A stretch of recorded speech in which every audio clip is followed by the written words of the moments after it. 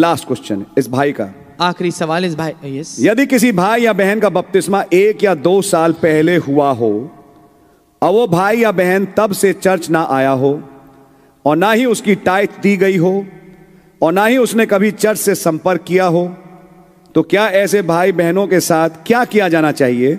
अगर वो अब चर्च आना चाहते हैं तो क्या दोबारा बपतिस्मा होगा या नहीं होगा? God bless you my precious brother. God bless you.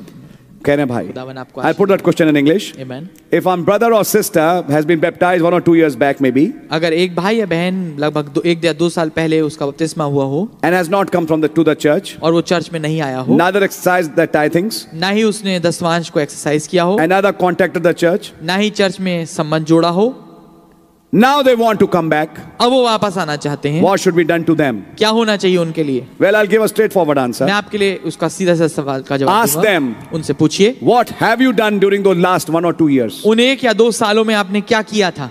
That's right.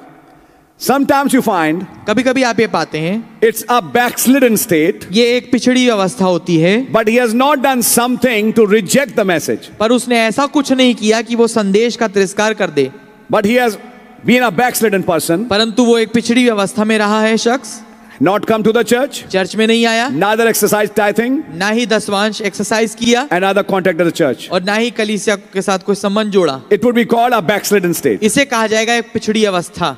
In that case, उस स्थिति में he just needs to be restored back and make a public confession before the church. I have done wrong by not coming to the church. May God forgive me. I want to be restored, and the church should restore in brotherly love that brother or sister. उसके लिए केवल यही आयद होता है कि वो आए वापस और कलीसिया में बहाल किया जाए। किस रीति से? कि वो कलीसिया के सामने पूर्ण रीति से एक पब्लिक कन्फेशन करे कि मैं यहाँ नहीं आया, मैं चाहता हूं कि मैं वापस बहाल किया जाऊं, खुदावन मुझे माफ करे।